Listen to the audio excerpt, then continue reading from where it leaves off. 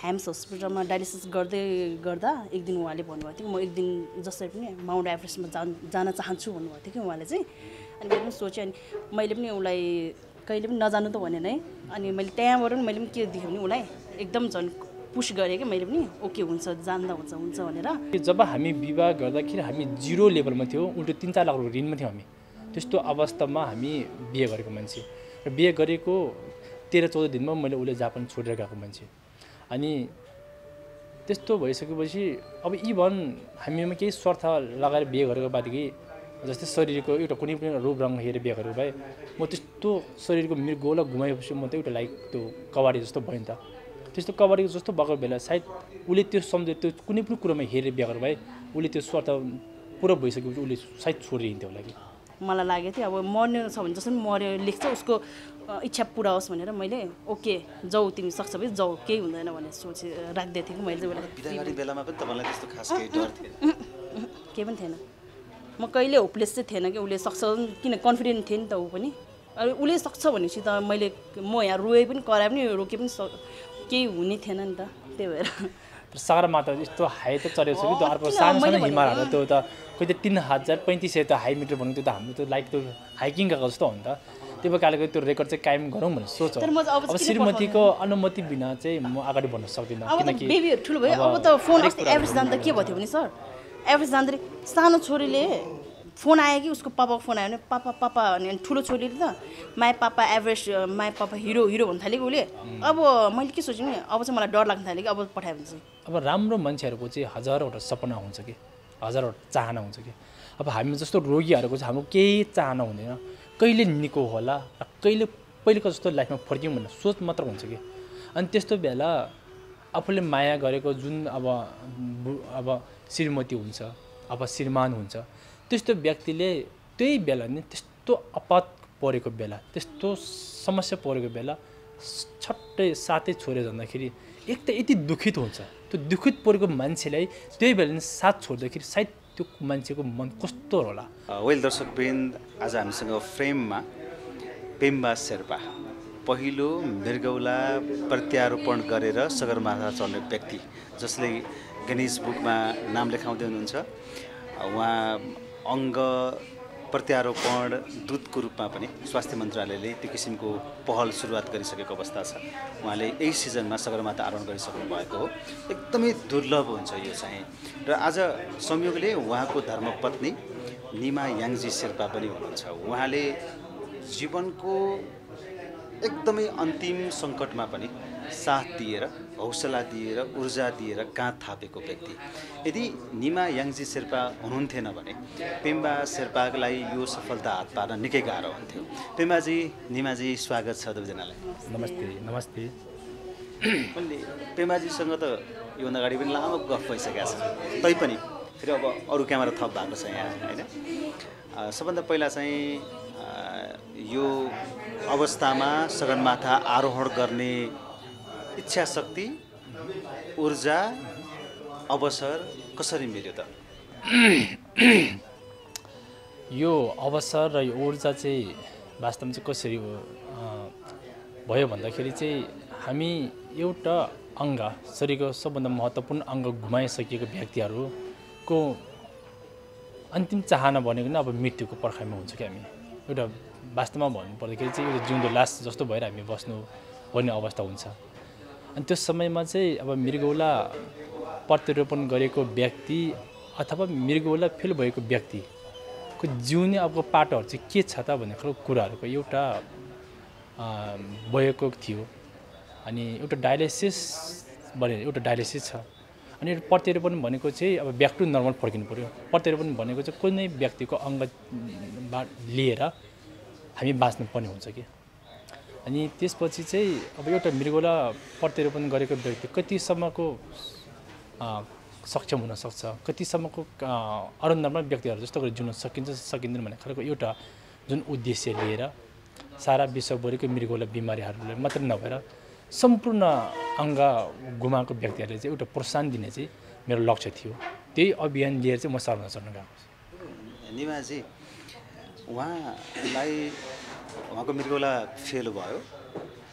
प्रत्यारोपण पनि गर्नुभयो त्यसपछि सगरमाथा चढ्ने इच्छा व्यक्त गर्नुभयो उहाँले। यो चाहिँ यो डिसिजनमा पुग्नुमा तपाईँको आफ्नो कति हात छ? सबभन्दा पहिला सेयर गर्ने भनेको तपाईँलाई होला,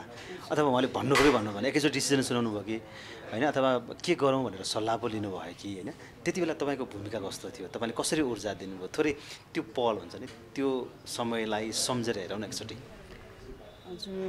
मैले त सुरुदेखि नै उहाँलाई फोकस गरिरहेको थियो त्यो कुरामा। उहाँले पहिला पनि भन्नुभएको थियो मलाई, डायलिसिस गर्दा पनि भन्नुभएको थियो। त्यो चाहिँ हाम्रो हस्पिटलको नाम लिँदा हुन्छ,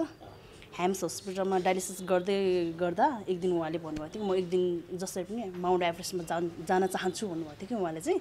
अनि मैले पनि सोचेँ, अनि मैले पनि उसलाई कहिले पनि नजानु त भनेन है। अनि मैले त्यहाँबाट पनि मैले पनि के देखेँ भने उसलाई एकदम झन् पुस गरेँ कि मैले पनि ओके हुन्छ, जान्दा हुन्छ भनेर। अनि उहाँले पनि त्यहाँबाट, अनि त्यही हो है। जो बिरामी हुनुहुन्छ उहाँले नै इच्छा व्यक्त गरिसकेपछि तपाईँले ढाडस दिनुभयो, एक किसिमको काँध थापिदिनुभयो होइन? भनेको आफ्नो मान्छेको समर्थन त बडो ठुलो ऊर्जा हो नि होइन? त्यस्तो लाग्छ नि होइन पेम्बाजी? हजुर, एकदम सही। यसमा चाहिँ जसले जे भने पनि अब विवाह गरिसकेपछि श्रीमान श्रीमती भनेको नर मासु जस्तो हो। त्यो भएपछि जन्म दिने बाउमा पनि महत्त्वपूर्ण छ। तर एक किसिमको हामी विवाह गरिसकेपछि चाहिँ सबभन्दा पहिलो सल्लाह भनेको नै श्रीमान र श्रीमती बिचमा हुन्छ। अनि यो कुरा चाहिँ मैले पहिला नै मेरो श्रीमतीले नै सोधेको थियो कि अब मृगौला प्रत्यारोपण गर्नुभन्दा अगाडिदेखि नै मैले उसले कहिलेकाहीँ हिमाल चढ्छु, कहिले यस्तो यस्तो कुराहरू गरिरहेको हुन्थ्यो। अनि उसले चाहिँ त्यो बेला चाहिँ अलिकति असम्भव हुने कुरा चाहिँ नगर्नु न, सिँढी त चढ्न नसक्ने मान्छे हिमाल चढ्ने भन्ने कुरा पनि गफ नहाल्नु न भने कहिलेकाहीँ त्यस्तो कुरा पनि बुढीले पनि गर्थ्यो कि। अनि होइन प्रत्यारोपण गरेपछि चाहिँ भन्दाखेरि मैले के सोचेको थिएँ भने यदि मान्छे कोही होइन उसको लाइफमा कर्ममा जे यस्तै हुन्छ नि त, मैले उसलाई नजाऊ भनेर छेक्दैमा ऊ यहाँ के राम्रै हुन्छ भन्ने छैन। ऊ मृगौला लास्ट स्टेजमा पुगेको थियो नि त, ऊ कतिखेर मर्छ कतिखेर के हुन्छ भन्ने कुरा थाहा थियो, ग्यारेन्टी थिएन नि त कोहीसँग पनि। अनि मैले एक दिन ह्याम्समा मैले एउटा डक्टरलाई पनि सोधेको थिएँ कि प्राइभेटली गएर, उहाँ के ट्रान्सप्लान्ट गरेपछि बाँच्नुहुन्छ उहाँ के, मैले कस्तो मूर्ख क्वेसन गरेको थिएँ कि उहाँलाई। त्यतिखेर मलाई थाहै थिएन कि किडनी बिरामी भने के कस्तो हो, थाहै थिएन नि त मलाई त। हाम्रो फ्यामिलीमा कसलाई पनि यस्तो परेकै थिएन क्या अहिलेसम्म पनि। अचानक यस्तो सुन्दरी, अनि मलाई लागेको थियो अब मर्ने छ भने जसरी मर्यो लेख्छ उसको इच्छा पुरा होस् भनेर मैले ओके जाऊ तिमी सक्छ भने जाऊ, केही हुँदैन भनेर सोचेर राखिदिएको थिएँ कि मैले चाहिँ बेलामा पनि तपाईँलाई त्यस्तो खास केही डर थिएन? केही पनि थिएन, म कहिले होपलेस चाहिँ थिएन कि उसले सक्छ, किन कन्फिडेन्ट थिएँ नि त ऊ पनि। अब उसले सक्छ भनेपछि त म यहाँ रोए पनि कराए पनि रोके पनि केही हुने थिएन नि त, त्यही भएर। अब पेम्बाजी सगरमाथा चढ्न जाँदै गरेको बेलामा बिदाई गर्दाखेरि र उहाँ सफल भएर आइसकेपछिको पहिलो कन्भर्सेसन भनौँ न, त्यो टेलिफोनमा होस् अथवा भेटेर होस् होइन, भेटको कन्भर्सेसन होस् र बिदाई गर्दाको त्यो कन्भर्सेसन त भेटेरै तपाईँले बिदाई गर्नुभयो होइन? त्यति बेलाको तपाईँले अन्तिम शब्द भनौँ न, कस्तो कस्तो शब्दहरू प्रयोग गर्नुभएको थियो जाँदाखेरि र फर्कँदाखेरि चाहिँ? त्यस्तो के गरेको थिएँ होला मैले, म त एभ्री टाइम जस्तो म कहिले दुःख देखाउँदा पनि देखाउँदिनँ। म दुःख पऱ्यो भनेर म त्यस्तो सिरियसली डिप जान्दा पनि जान्दिनँ कहिले। म नर्मली बस्छु क्या जतिखेर पनि, एकदम दुःख आए पनि खुसी थियो कि मेरो श्रीमान पेम्बा शेर्पाले सगरमाथा आरोहण गरेर फर्कन्छ भनेर मलाई मनदेखि नै थाहा थियो। किन हाम्रो प्रधानमन्त्रीले पनि भन्नुभएको थियो कि एकचोटि जाँदाखेरि तपाईँले सक्नुहुन्छ, यु क्यान डु इट भनेको थियो क्या उहाँले पनि। प्रधानमन्त्री भेट्नु भएको थियो अगाडि तपाईँ जब सगरमाथा चढ्ने प्लानमा सुरु गर्नुभयो प्रधानमन्त्रीलाई भेट्नु भएको थियो। प्रधानमन्त्री आफै पनि दुई पटक मृगौला चेन्ज गरेर अहिले देशको नेतृत्व गरिरहनु भएको छ। त्यहाँबाट पनि तपाईँलाई अलिक बढी ऊर्जा ट्रान्सफर भयो क्या? एकदम, उहाँले चाहिँ एकदमै राम्रो एक किसिमको राम्रो सल्लाह दिनुभयो। बाबु म यो कुरा थप्छु, राख्नु मिल्छ मिल्दैन न त काट्दिनँ। प्रधानमन्त्री भेट्नुको हात पनि मेरो साथी छ, जाङमिन शेर्पा शेरजन राईको वाइफ चाहिँ मेरो साथी थियो। उसले पनि मेरो यसमा धेरै हेल्प गर्नुभएको छ। उसले मेरो साथी भएको कारणले उसलाई पिएमसम्म लानुको लागि एकदम हेल्प गर्नुभएको छ उहाँले। त्यो पिएमज्यूलाई भेटिसकेपछि अथवा केपी शर्मा ओलीज्यूलाई भेटिसकेपछि तपाईँमा अझ त्यस्तो एनर्जी रिलिज भयो कि म गर्न सक्छु? एकदम एकदम। देशकै एउटा प्रधानमन्त्री जसले दुईचोटि मृगौला प्रत्यारोपण गरेर देशको एउटा नेतृत्व गरेको छ, जेसुकै भयो पनि अब उहाँ जस्तो एउटा व्यक्तिले गर्न सक्नुहुन्छ, चढेर आउन सक्नुहुन्छ। तपाईँ जस्तो व्यक्तिले सक्नुहुन्छ, जानुहोस्, एउटा देशको इज्जत राख्नुहोस्, नाम कमाउनुहोस्। नाम नै संसारमा सबभन्दा राम्रो नै ठुलो कुरा नै इज्जत र नाम हो, त्यो कमाएर आउनुहोस्। मैले पनि चढ्ने चाहिँ प्रयास गरेको थियो, तर मैले सकेन, बाबुले चढेर आउनुहोस् र अक्सिजनदेखि लिएर हरेक कुराहरूको लजिस्टिकदेखि लिएर सबै कुराहरू केयर गर्नु, सबै कुराहरू चाहिँ उहाँले चाहिँ एकदमै राम्रो सल्लाह दिनुभयो कि। त्यही कारणले गर्दाखेरि मैले चाहिँ उहाँको सल्लाह मानेर पहिलाको भन्दा पनि 2टा अक्सिजन बेसी लगेको मैले चाहिँ। हजुर, प्रधानमन्त्रीको सल्लाह अनुसार। हजुर, यो त भइहाल्यो। अब जस्तो अघि हाम्रो नेमाजीले के भन्नुभयो भने म दुःख देखाउँदिनँ होइन, दुःख देखाउँदिनँ भन्नुभयो नि त। भनेको जब पेम्बाजी जापानबाट नेपाल फर्कनु भएको थियो, त्यो एउटा नेपालमा केही उत्साहसहित फर्कनु भएको थियो, तर उहाँको किडनीमा समस्या देखिसकेको अवस्था रहेछ होइन। त्यति बेला जब मेरो श्रीमानको किडनी फेल भयो, अब काम गर्दैन, अब कि ट्रान्सप्लान्ट गर्नुपर्छ कि चाहिँ मर्नुको विकल्पै छैन भन्ने जुन त्यो 2टा विकल्प बाहेक अरू खास केही थिएन, डायलाइसिस गरेर अलिकति आयु लम्ब्याउन सकिन्छ भन्ने अर्को विकल्प मात्रै थियो। त्यो बेलामा एउटा शेर्पा महिलाको मनमा परेको दुःख अथवा तपाईँले गरेको महसुस खास के थियो? त्यतिखेर मैले के महसुस गरेँ भने अब उसले कमाएर आएको पैसा थियो, मैले केही युज पनि गरेको थिएन, किनभने मेरो आफ्नै अङ्कलको स्कुल पनि थियो, म त्यहाँ एकाउन्टेन्टमा बस्थेँ, उहाँले काममा लगाउनु भएको थियो मलाई। आफ्नै हामी यस्तो बाहिरतिर जानु परेन, घरभित्रै फ्यामिलीभित्रै एउटा भनौँ न बिजनेस थियो पनि। अनि म त्यहाँ काम गर्दा मलाई मेरो अङ्कलले सम्झाउनु भयो कि तपाईँ अब भर्खरै बुढा बाहिर जानुभएको छ, पैसाहरू जति पनि छ पठाउनुहुन्छ, उहाँले सेभ गरेर राख्नुहोस्, अनि काम यतै गर्नु होइन, फ्यामिलीहरू सबै यतै छ, कुनै पछि ज्वाइँ फर्केर आएपछि केही व्यवसाय गर्नु, सधैँ किन अर्काको अन्डरमा काम गर्ने भन्नुभएको थियो। त्यो सोचेर चाहिँ मैले चाहिँ सब पैसा उसको आउने बित्तिकै मैले फिक्स डिपोजिट नवल ब्याङ्कमा फिक्स डिपोजिटमा राखिदिएको थिएँ मैले। अनि जब ऊ आउँदा डाइरेक्ट अचानक त्यस्तो भयो नि, अनि त्यसपछि चाहिँ मैले के सोचेँ भने मेरो आमा बितिसक्नु भयो होइन, 3 वर्ष भयो मेरो आमा बितेको, 2 वर्ष होइन 3 वर्षमा टिक्यो। अनि उहाँलाई चाहिँ थाहा छ के भन्नुभएको थियो भने ला अब ज्वाइँ पनि अब किडनी बिरामी भयो। कतिजनाले त बिचरा भन्ने मान्छे धेरै थियो क्या, यहाँ बिचरा भन्ने मान्छे धेरै थियो, अब कुन अधिकारले भन्यो अब थाहा पनि भएन है, कसैले अब साँच्चीको पनि अब बिचरा त भनिहाल्छ जसले पनि होइन। अनि अब पैसा कमाएर आएको पनि गयो, सकियो, यिनीहरूको बुढा पनि बिरामी भयो, अब बच्चा पनि छैन यिनीहरूसँग भन्ने त्यस्तो कुराहरू मैले कहाँबाट पछाडि पनि सुनेको थियो। अनि कतिजनाले डायलिसिस जाँदा कुर्दाखेरि कतिजना गार्डहरूलेदेखि लिएर कति मान्छेले मलाई उत्साहको पनि थियो कि एउटा यस्तो भर्खरको हुनुहुन्छ होइन। अब त्यतिखेर बच्चा बेबी थिएन नि त, अलि होइन विवाहित थियो, तर डायलिसिसमा जानु पर्थ्यो। म जस अहिलेको जस्तो अब बच्चा पाएपछि परिवर्तन जिउहरू त्यस्तो थिएन नि त। अनि किन यसरी बस्नुभएको, तपाईँको लाइफ सिँगै बाँगिन्छ, तपाईँको बुढा यस्तो भइसक्यो, तपाईँ त जति भए पनि पाउँछ, किन बस्नुभएको भन्ने थियो कतिजना थियो। अनि मैले मेरो आमा बितेकोलाई मात्रै थाहा छ कि उहाँलाई चाहिँ मैले के भनेको थिएँ नि, ज्वाइँले पैसा जति कमाएर आएको छ नि त्यो उहाँकै खर्चमा लागोस् बिचरा, बरु म हामीसँग बच्चा भए पनि होस् नभए पनि नहोस् मलाई चिन्ता भएन, उसको लाइफ राम्रो भयो भने पैसा सिधोस् केही फरक पर्दैन भनेको थिएँ कि मैले। त्यो चाहिँ मैले आमालाई चाहिँ भनेको थिएँ। जापानबाट पठाएको पैसा चाहिँ कति जम्मा भएको थियो? त्यो त नभनौँ। हजुर एकदम स्योर खास सम्पत्तिको मामला। ओके जस राम्रै कमाएको थियो भनौँ न उहाँले। जोस् तपाईँहरूले तपाईँसँग त्यो पैसा पनि ब्यालेन्स भएको हुनाले त्यति धेरै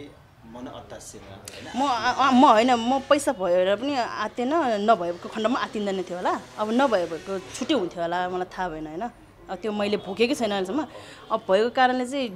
जो छन्द छ। अनि मैले श्रीमाजीको मनमा त खास केही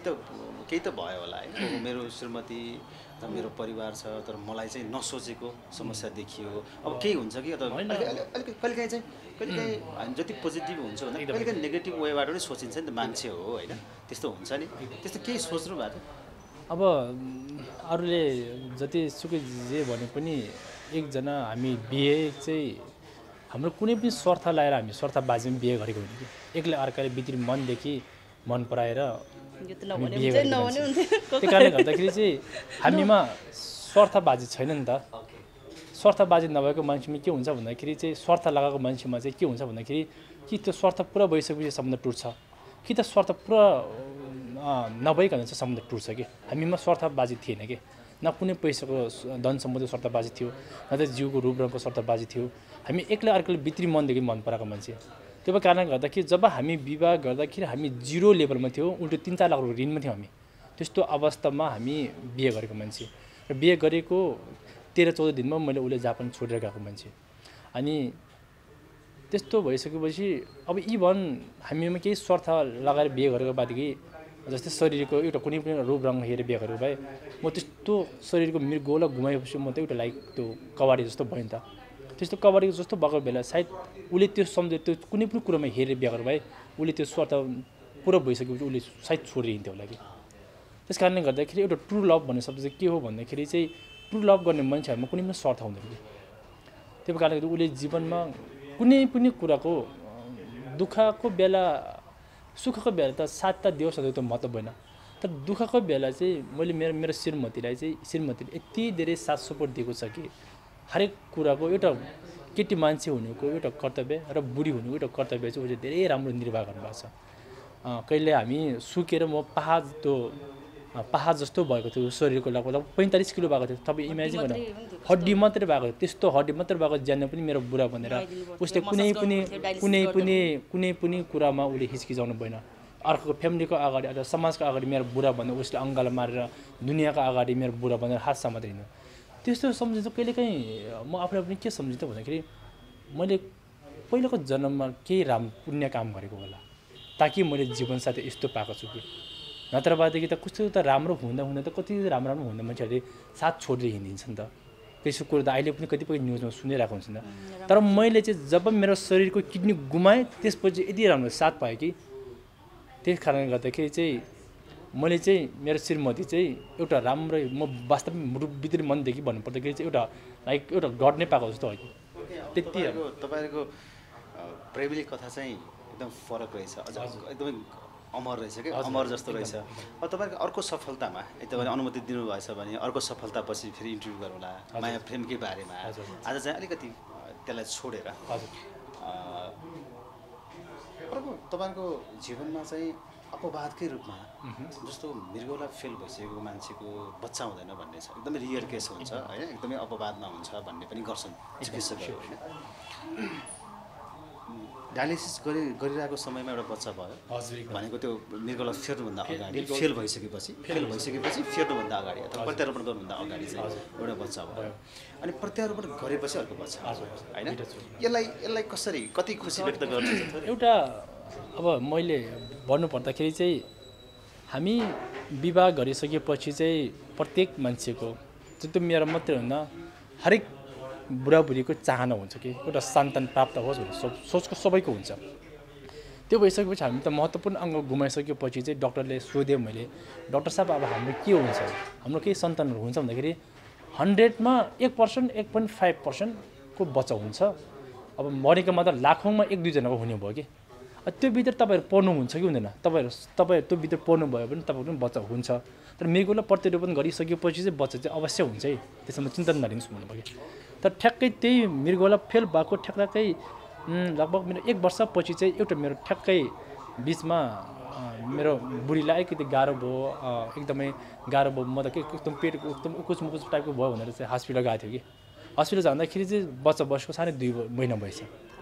अनि आकाशबाट खसेको जस्तो भयो कि जिन्दगीमा यति खुसी भयो कि म टोटल डिप्रेसनमा गएको थियो अब जब त्यो मेरो छोरी हाम्रो एउटा लक्ष्मीको रूपमा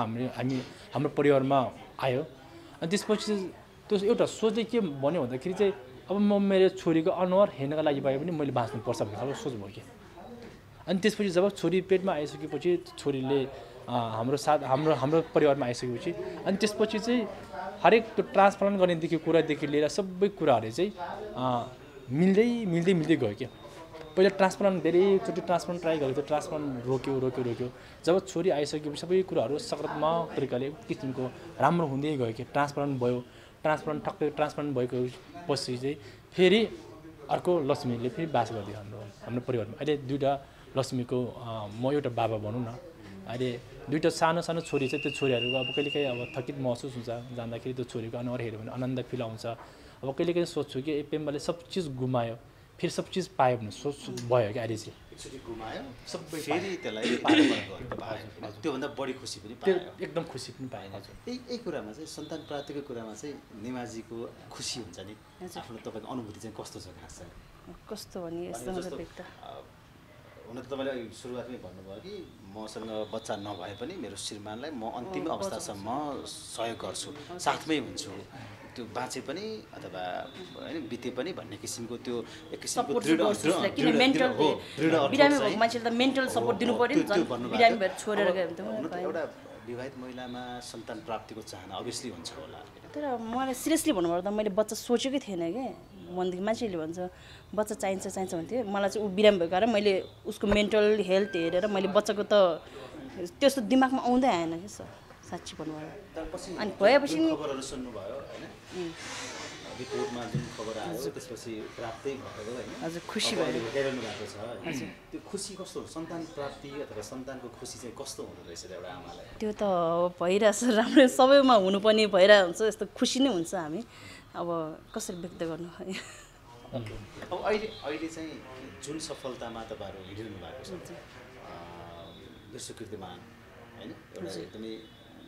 विश्वकै पहिलो मृगौला प्रत्यारोपी आरोहण होइन भनेको त्यो पनि सगरमाथा फेरि अरू सानसुनी हिमाल होइन सगरमाथा आरोहण फर्कनु भएको छ यो सफलतालाई एउटा पेम्बाजीको श्रीमती भएको नाताले एज अ ऊर्जा भर्ने एउटा चाहिँ स्ट्रङ लेडी भएको नाताले उसले कसरी लिनु भएको छ त म त उसलाई त अझ पनि चढ्छु भन्दै हुनुहुन्छ उहाँले अब मैले सोचेको अब सगरमाथा चढिसकेपछि किन अरूसँग च्यालेन्ज गरे जस्तो गर्नु अरूको नजरमा हेर्दा चाहिँ फेरि च्यालेन्ज गरेको जस्तो देखिन्छ कि त्यति धेरै त्यति चाहिँ नजाउँ भनेर अब टप अफ द वर्ल्डै चढिसक्यो एभरेज भनेपछि त होइन मान्छे कोही 2000 कति 9देखि चढेर अहिलेसम्म ट्राई गरिराख्नु पर्छ एभ्री इयर है उहाँको भएको छैन नि त उहाँले त फर्स्टमा गर्नु भइसक्यो नि त अब म हुन्छु म जान दिन्न अब चाहिँ हजुर अब 14 पिक्समा होइन 14 पिक्स भन्दाखेरि पनि यो के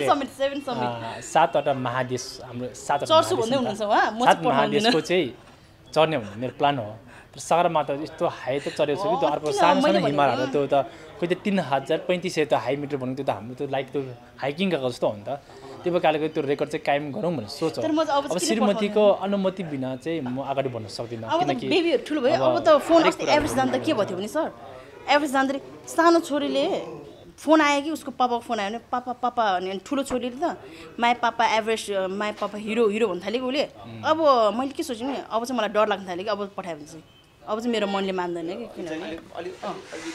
वृहत रूपमै छलफल गर्नु पर्ने बेला आएछ अब चाहिँ होइन अब नेक्स्ट प्लानको लागि ठिक छ तपाईँहरू बिचमा सल्लाह गर्नु होला होइन कुरा मिल्यो भने अगाडि बढ्नु होला हाम्रो त शुभकामना हुन्छ जहिले पनि ओके अब कोही मानिसहरू चाहिँ समस्याबाट पर भाग्छन् एकदम होइन कोही डगमगाउँछन् एकदम भोग्दै डगमगाउँछन् कि अब हुँदैन क्यारे यतिसम्म त थिएँ कि तर अब चाहिँ सक्दैन क्यारे विचलित हुन्छन् अथवा आफ्नो बाटो लाग्छन् अथवा हात उठाउँछन् अब सक्दैन भन्छन् होइन त्यस्ता व्यक्तिहरू त्यो चाहे महिला होस् चाहे पुरुष होस् दुवै किसिमबाट एउटा चाहिँ समस्या भोग्ने मान्छे पनि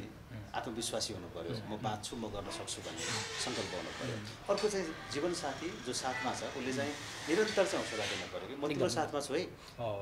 अरू कोही नहुँदा पनि म छु है म तिमीसँग अन्तिम स्टेजसम्म रहन्छु आत्मबल चाहिँ नघटाऊ है भन्ने मान्छे पर्दो रहेछ नि त होइन बाँच्नको लागि यो दुइटै किसिमबाट तपाईँ समस्या भोग्नु भयो तपाईँ एउटा किसिम आत्मविश्वासको बारेमा थोरै कुरा गरौँ तपाईँले समस्यालाई थेक्नु भयो भर दिनु भयो त्यसको बारेमा थोरै गफ गरौँ सबभन्दा पहिला हामी एउटा अब शरीरको महत्त्वपूर्ण अङ्ग जुन किडनी नै घुमाइसकेपछि अब त्यो कुनै पनि कुराको हामी अब राम्रो मान्छेहरूको चाहिँ हजारवटा सपना हुन्छ कि हजारवटा चाहना हुन्छ कि अब हामी जस्तो रोगीहरूको चाहिँ हाम्रो केही चाहना हुँदैन कहिले निको होला र कहिले पहिलेको जस्तो लाइफमा फर्क्यौँ भन्ने सोच मात्र हुन्छ कि अनि त्यस्तो बेला आफूले माया गरेको जुन अब श्रीमती हुन्छ अब श्रीमान हुन्छ त्यस्तो व्यक्तिले त्यही बेला नि त्यस्तो आपत परेको बेला त्यस्तो समस्या परेको बेला छट्टै साथै छोडेर जाँदाखेरि एक त यति दुखित हुन्छ त्यो दुखित परेको मान्छेलाई त्यही बेला नि साथ छोड्दाखेरि सायद त्यो मान्छेको मन कस्तो होला मलाई त परेको छैन यो कुरो त मैले परेको छैन त्यो कुरो मैले के अरे बोक्नु पनि परेन कतिपय मान्छेहरू त्यस्तो छन् इभन मेरा साथीहरू छन् कतिपय म कहिले मिडियातिर देख्छु आज किडनी फेल भएको थाहा पायो भने चाहिँ भोलि बिहान उठेको भुँडी टाप दिएको छ सायद त्यस्तो खालको चाहिँ नगर्नु अघि मैले भने नि त त्यो स्वार्थमा कुनै स्वार्थबाजी लगायो भने चाहे सम्बन्ध होस्, चाहे बिजनेस होस्, चाहे कुनै पनि कुरो टिक्दैन कि अघि नै मैले भनिसकेँ स्वार्थबाजी लाउने मान्छेको चाहिँ कि त सम्बन्ध के अरे स्वार्थ पुरा भएपछि टुट्छ कि त स्वार्थ पुरा नभए पनि टुट्छ के हो। त्यो कारणले गर्दाखेरि सायद त्यसरी छोडेर हिँड्ने मान्छे पनि केही स्वार्थ लगाएको होला। स्वार्थबाजीमा चाहिँ कुनै पनि प्रेम सम्बन्ध चाहिँ नराख्न चाहिँ म चाहिँ सुझाव दिन्छु। हजुर मलाई लाग्छ यो किडनी बिरामी जसको घरमा परेको छ र हुन्छ नि फ्यामिलीभित्र किडनी बिरामी भएको डायलिसिस गरिरहेको हो, अब उनीहरूलाई मात्रै थाहा हुन्छ। फेरि उनीहरूको एउटा हुन्छ छोडेर जाने पनि एउटा हुन्छ कोही, किन त्यो जानु पनि पर्छ कोही चाहिँ फेरि, किनभने उनीहरूको जस्तो रिस्क हुन्छ नि। यो डायलिसिस गरेको तपाईँले कति अब हस्पिटलतिर गएर तपाईँ जानु भएर कसैलाई सोध्नुभयो भने अब सक्दैन क्या, हामीले उनीहरूको रिस्क कन्ट्रोल गर्नै सक्दैन, किनभने एकदम डेन्जर हुन्छ, एकदम डेन्जर हेर्नु सक्दैन। पीडा हुन्छ किन उनीहरूलाई पानी खानु पाएको हुँदैन, एक त जिउ एकदमै ड्राई भएर डिहाइड्रेसन भएको हुन्छ उनीहरू। अनि हामीलाई एकछिन मान्छेहरूलाई टाउको दुख्दा पेट दुख्दा त कस्तो छटपटिन्छ भने, अब त्यो हेर्ने मान्छेलाई डायलिसिस भनेको त पानी खान नपाएपछि मान्छे पुरै भित्रदेखि इनर त्यो एनर्जी पनि हुँदैन। उनीहरूलाई यस्तो प्रेसर आयो हुन्छ, त्यसपछि यस्तो रिस उठ्छ कि त्यो मान्छे जो मान्छे सहन सक्छ र कन्ट्रोल गर्ने मान्छे मात्रै भयो भने, न त अरू मान्छे हो भने अब त्यहाँ बाँच्छ कि बाँच्दैन भन्ने कुरा थाहै हुँदैन। त्यो चाहिँ अब जसको यो संसारभरि अब नेपालीहरू छरेर बस्नु भएको छ होइन, संसारभरि भनौँ न अब अरूको देशमा पनि हेरिराख्नु भएको छ नि उहाँहरूले पनि, जसले किडनी बिरामीको मान्छेसँग फेस भएर हेल्प गरिराख्नु भएको छ नि उहाँहरूलाई चाहिँ थाहा हुन्छ कि यसको कस्तो छ भनेर क्या। एउटा प्रश्न सोध्नु पऱ्यो तपाईँलाई, जति बेला पेम्बाजीको डायलिसिसको लागि तपाईँ अस्पताल पुग्नुहुन्थ्यो, है तपाईँले भन्नुभयो केही मानिसले गलत सल्लाह पनि दिन्थे, उसले उसको हिसाबबाट चाहिँ राम्रो सल्लाह दिएको होला, तर तपाईँलाई तपाईँको जीवनको लागि राम्रो सल्लाह दिनुभएको होला, तर तपाईँलाई त्यो पस्ती कुरै भएन होइन। त्यो मान्छेलाई तपाईँले जवाफ फर्काउनु भयो कि मनमनै होइन। उहाँसँग त मैले मजाले गफ गरेको, उहाँसँग मैले उहाँलाई झन् उल्टो के भन्यो भने, यदि तपाईँको फ्यामिलीमा कोही त्यसरी बिरामी भयो भने, दाजुबहिनी अथवा तपाईँको कोही अब बहिनीहरू भएर ज्वाइँहरू बिरामी भइदियो भने तपाईँ के भन्नुहुन्छ त्यसमा भन्ने कि मैले। अब हामी त्यो एउटा समस्या भएर त्यो भागेर गएर भोलिको दिनमा अर्को समस्या झन् त्योभन्दा पनि खतरा आयो भने चाहिँ के गर्नुहुन्छ भन्ने कि मैले उहाँलाई त्यो चाहिँ भनेको थिएँ मैले। अनि उहाँले ए हो त्यो बहिनी ठिक भन्नुभयो। मैले आजको दिनमा उहाँलाई काम लाग्दैन होस् भनेर छोडिदिएको भए उहाँ त अब केही न केही भएर कि त बित्नु होला, प्रेसर हाई भएर कि त आँखामा लागेर मुटुमा लागेर उहाँ के भयो बित्नु होला, कि भयो झन् राम्रो भएर उहाँ हुन्छ नि एउटा इगो लिएर म राम्रो गरेर देखाउँछु, राम्रो भएर देखाउँछु भएर उभिनु भयो भने पछि उहाँलाई राम्रो भयो। यदि मर्नु भयो भने अब मलाई पाप लाग्यो होइन, अब म अरू खोजेर गयो भने मैले अर्को पाएँ अरे राम्रो भरे ऊ फ्ल्याट्टै मर्दै हाल्यो भने त मसँग त म त यहाँ एक्लो हुन्छु नि त, भोलिको दिनमा कसलाई के हुन्छ भन्ने कुरा यहाँ थाहा छैन नि त। अब आजलाई चाहिँ यति गरौँ, अर्को सफलतापछि हामी फेरि भेट्छौँ, त्यति बेला चाहिँ मलाई तपाईँले आफ्नो लभ अफेयरको बारेमा र सम्बन्धको बारेमा चाहिँ गफ गरी अनुभूति दिनुपर्छ। यो गजबको कुराकानी आज भएको छ, त्यो अझ गजबको हुनेछ होइन। यो समय पनि ठिक छैन, तपाईँलाई हतार छ, हामीलाई पनि हतार छ है। र आगामी दिनहरूमा तपाईँको सफलता नरोकियोस्, हाम्रो शुभकामना शुभेच्छा छ। हस्, धन्यवाद। धन्यवाद।